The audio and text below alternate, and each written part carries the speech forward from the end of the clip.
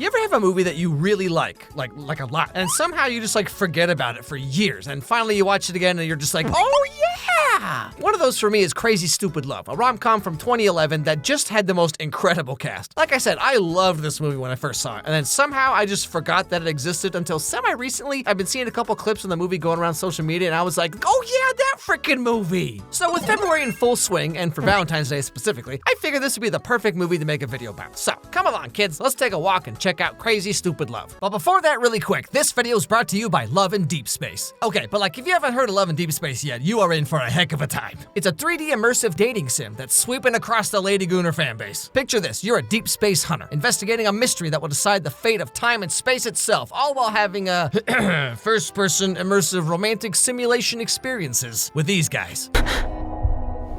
Didn't you say I shouldn't take it out on the plants?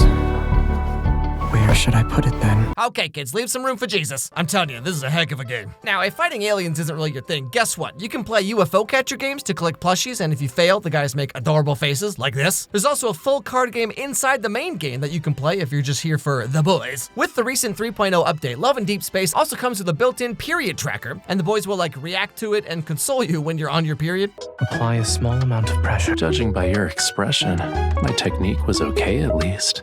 I've warmed you up for a few minutes. Do you feel better now? This also ties into the new Remind Me feature, where you can tell the guys to remind you to do things in real life, like telling you to go to bed, or what time to go to the gym, or what time you're having lunch with your mom, or like really anything you want to tell them, honestly. Also, right now, there's a new 5-star event happening where you take the role of Enforcer, and you have to rescue your 5 male compatriots. During this event, their usual like gentle, caring, hot guy personas will be hacked by some kind of dark energy that turns them into emo, hot topic bad boys. I mean, if you thought their ridiculously low body fat and insanely chiseled jawlines weren't enough, okay, take a look at them now. So if this at all sounds interesting to you, click my link down below in the description, sign up to play Love and Deepspace today, and buckle up, because this game is gonna change your life. Probably. Okay, back to the show. The movie starts out with 2 of our main characters, Cal and Emily. Now, as we can see, everyone else here is dressed up all nice, you know, there's like 400 shots of people's feet, which is kind of weird, but whatever. And then we have Cal and Emily. Oh, I'm so full. You're right. I shouldn't have eaten all that bread. Want to split a dessert?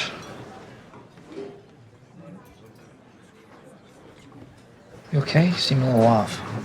I can't decide between chicken Alfredo or ravioli. I was thinking maybe the roast beef. Yeah, but like, what if you got the ravioli and I got the Alfredo, and then we could like split it though? But I don't really want. No, I'm just saying, like, what if you got what I wanted, so then I could try both? Yes, honey, whatever you say. As you can see, they've been together for a long time, okay? So all the magic's just kind of gone from their relationship, which really comes to a point in the car ride home.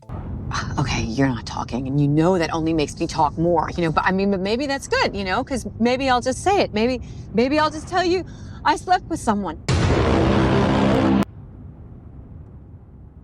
David Lindhagen. From work. More like David Limp Hog in his pants. The last person in the world that I'd want to hurt is you, If you keep Cal, talking, I'm gonna get out of the car. I think the fact that I did it just shows how broken we are. Okay. How much we really need help.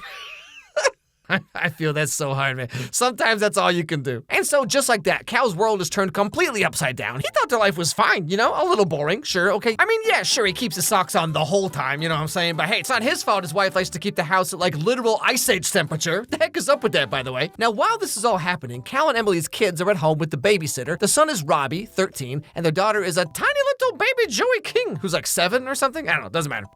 Hey, Robbie, have you seen Molly's homework? Get out! Oh my God, close the door! Oh my God. Yeah, that's me. You're probably wondering how I got here. I'm sorry you had to see that. Yeah, you know, I should have knocked. Just for the record, I think about you while I do it. Now, stop that. No. Now, right that moment, thank goodness, Cal and Emily come home to break the news to everyone that they're getting a divorce. And then Cal has to drive the babysitter, named Jessica, by the way. He has to just like drive her home as if this all didn't just happen. Sorry about that. It's okay. You're the nicest dad that I babysit of all the, Sorry. I hope this doesn't make you uncomfortable. I've developed like a little Could you do me a favor? No, Jessica, no. Yeah, so Emily cheats on Cal with her coworker David because David's fun and exciting.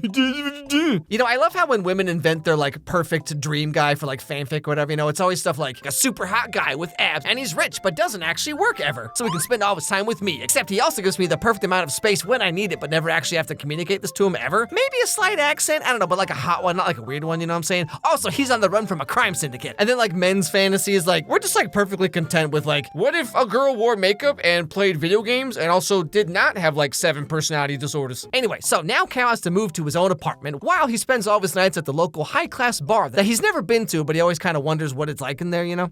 I'm a cuckold. David Lindhagen cuckolded me. You know a word that is not used very often anymore? Cuckold. Well, Cal, have I got some news for you about the internet in like 5 years? Okay, well, you're not listening. You wouldn't ignore me if I were David Lindhagen. Mind you, this man has had about half a drink at this point. Women are all the same, okay? They want you to put in effort and like shower every day? Who's got time for that, you know what I'm saying? Where are all the good women, you know? The ones who always have perfect makeup and flat tummies and but also a big badong huge bazookas. And they're like super freaky, but also they have really low body count. Like, come on, whatever happened? Is this too much? So Cal keeps coming to this bar over and over again, pretty much every night. And he sees all these hot young guys picking up all these hot young ladies.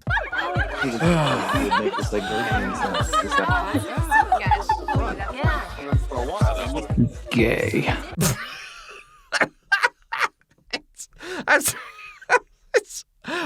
It's like not even funny, but like. But now, seeing Cal sitting there by himself every day, yelling to everyone about how his wife cheated on him, eventually he catches the attention of this guy, Jacob. Jacob Palmer. Cal Weaver. Let me buy you a drink, Cal. Thanks, I already have a drink. Hey, Cal, sit down. I'd like to buy you a drink. Permission to speak candidly, sir. You're sitting there with a Supercuts haircut. You're getting drunk on watered-down vodka cranberries like a 14-year-old girl, and you're wearing a 44 when you should be wearing a 42 regular. You got a kind face. I want to help you. And so as these kind of rom-coms always go, you know, we get the inevitable makeover montage where Jacob throws out Cal's entire wardrobe, makes him buy suits that fit and shoes that are less dad and more daddy. Let me ask you a question, Cal. How much money you got today for clothes? What happened to your feet? These are my 407s. Oh, they're 407s. Can I see them? These offer a lot of support. Right. Whoa, come on! You got no right to wear New Balance sneakers ever. Well, Jacob, you'll never guess what brands are going to be cool in 2025. New Balance shoes and Champion sweatshirts. You know, we used to get made fun of for wearing these in school. And also, on top of the clothing and hair makeover, Jacob teaches Cal the subtle art of picking up chicks. What are you doing later? I don't know. I do. You asked her out like that? Yeah. And that worked? Yeah. I feel like I'm going skiing. Did you sleep with them? Jesus, God! Yeah, probably. What?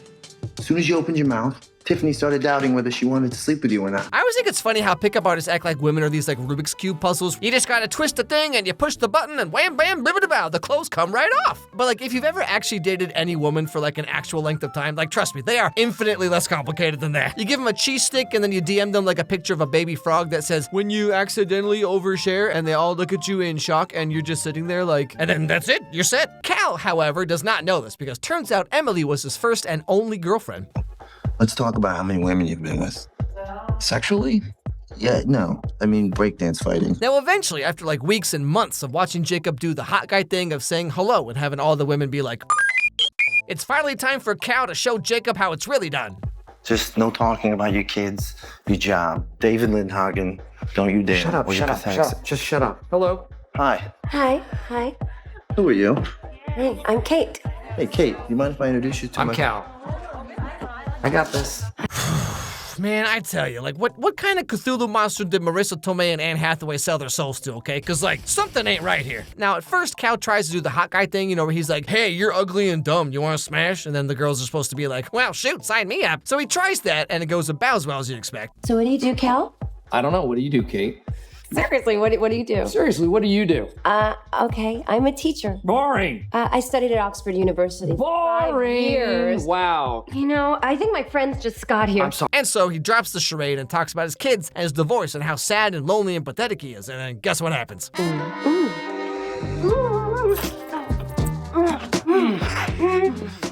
So this is my crappy apartment? Dumpy?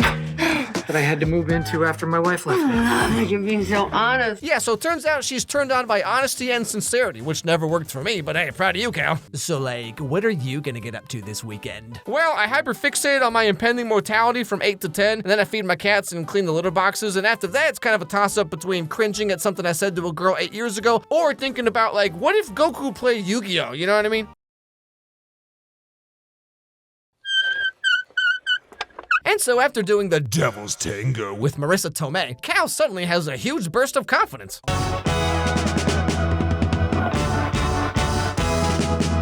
Why, yes, I would still ask you out if you were a worm, and your abandonment issues are very endearing. No, not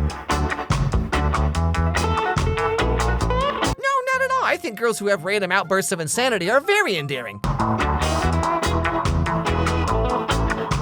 Oh, what's that? You're a big fan of my videos and also just so happen to be a couple $100 short on rent this month? Wow, that's crazy. You're like the 4th girl this week who's told me that. But okay, so here's where the movie splits. So right first thing at the very beginning of the movie, we actually see Jacob hitting on Emma Stone. Her name in this movie is Hannah, by the way. He is funny. He looks like a carrot, honey. Who looks like a carrot? Hi, who looks like a carrot? Conan O'Brien. My friend, Hannah here thinks he's sexy. That's weird because I think that your friend Hannah is really sexy. Oh my God. You did not just say that. But you see, Hannah doesn't care much for Captain Adam's apple over here because she's a lawyer currently dating fellow lawyer Josh Groban. Whatever happened to this guy, by the way? Oh, he's nice. He's not. He's a sweetheart. Look at him. The BCC, right? Yeah. All right, Hannah. Look at you. Look at you. If you end up with that, what am I gonna end up with? Oh yes, well-known 5 out of 10, Josh Groban. You know, who would ever want this, am I right, ladies? So Hannah's pretty content in her life. Like, she just passed the bar exam. She's got like a kind of boring but very stable, reliable boyfriend, and she thinks he's gonna propose to her at this dinner thing because he said that tonight was gonna be a really special night. But when the time comes, it doesn't exactly go how she thought. Now, Hannah, I did tell you that tonight would be a special night. I would like to formally ask you if you would like to become permanent lawyer at the firm of Watkins, Goldberg, and Schmidt, huh? I thought that you were gonna propose.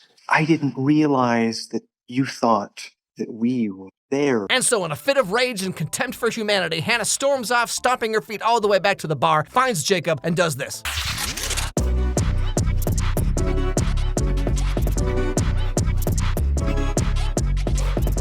Do you remember me? Hey, Mr. Jawline, do you want to sing songs about moving to LA and saving jazz? And so Jacob takes Hannah to his just hilariously luxurious house. Like, okay, dude, my whole house is made of windows. But then they get to talking, and like, you know, Hannah being played by Emma Stone means that she's not like other girls. You're adorable. No. I am sexy. I am R-rated sexy. I am here to bang the hot guy that hit on me at the bar. Okay, so then what do we do? What happens now? What's your move? What do you mean, what's my move? What's your move? Like, what's your big move? Well, usually I show him my Excel spreadsheet of the most to least bangable Muppets characters, and things just kind of go from there. But you see, here's the thing. As they try to commence with the doing of the Devil's Tango, they actually end up talking about themselves and sharing some deep personal stories, you know, ew, yuck. And Jacob comes to realize that through all of the cruising for sliz that he's been doing the last couple years, what he really wanted was someone to see him for who he really is, or some such garbage. The Home Shopping Network? But I'm just the worst. Do you have a slap job? Yes. Do you have the knife that cuts through the penny? Yes.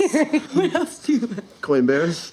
Coin bears? Yeah. You don't have coin bears. I have a whole set of coin bears. But all the same, now he's like totally, definitely for reals in love with this Hannah girl. Now, on the other side of the story, Cal's over here picking up chicks like you wouldn't believe. But the whole time, he's still completely in love with Emily. And no amount of Marissa Tomei or Tina Trust Fund can change that. Like, there's this one scene in the middle of the movie where Cal sneaks over to check on Emily from outside the house. And she calls him, pretending to have a problem that she needs his help to fix. Hello.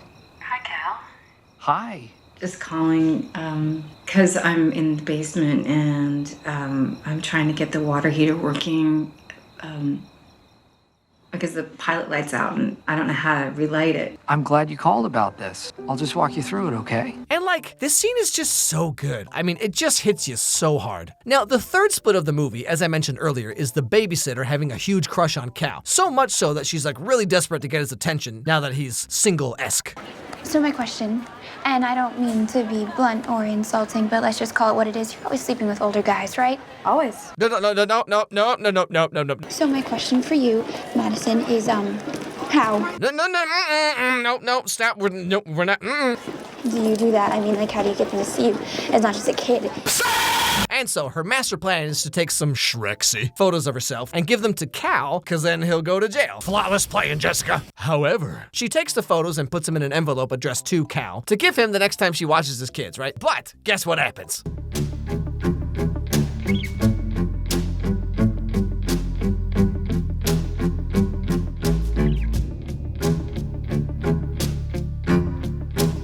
And so Jessica's dad rushes over to the house to beat the crap out of Cal. Cal is there because, as per the phone call scene from earlier, he wants to give the whole Emily thing one last try, you know what I'm saying? But right then, guess who also shows up? Hi, guys. Hi, sweetheart. Hi. What's going on? Oh, I don't know. I'm having trouble understanding what's going on right now. Dad, this is Jacob, my boyfriend. No, it's not. No. What are you doing with the daughter that's grown up? I was 17. That's why we had to get married so young. That's right, everybody. Turns out Hannah is actually Emily and Cal's oldest daughter, and she's been dating Jacob, the guy who taught Cal how to objectify and degrade women. And this all comes together and turns into like one of the greatest scenes in any movie ever. No way. Break up right now. Daddy? Please don't call him that. Cal, that's not gonna happen. Then I will mess you up. Jessica? Bernie? Daddy, no! Let her babysit for you. She's only 17 years old. Daddy! What are you talking about? Oh, God. I mean, I really wish I could show you the whole thing, because like it's so cool how they literally physically bring all the storylines together into one place. And so Jessica's no longer allowed to babysit for Cal. Cal's upset about Jacob and Hannah. Robbie's upset about Jessica having a crush on Cal, and everything's just falling apart. But they have to remain civil for the sake of the kids, right? So then it's the parent-teacher night at Robbie's school, and they have to go like meet his English teacher and stuff. Mr. and Mrs. Weaver? No way in hell. Cal.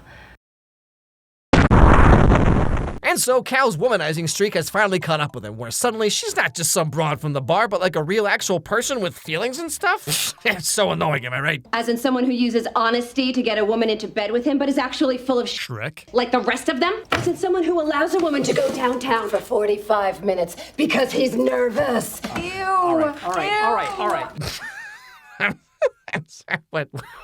What is his face? But of course, Emily's also upset about learning that Cal's been doing things, even though she's the one hanging out with David the whole time. But sure, okay, Emily, whatever you say. I cheated, so I have no right to be angry. That's not the point. Look, when we were first married, you were the only woman that I had ever slept with. And now I have had sex with 9 different women. God! Wow! You showed me. You started all this, Emily. Hello? Anyway, so the very end of the movie is Robbie's 8th grade graduation, where for some reason he has to give a speech. Ladies and gentlemen, Robbie Weaver.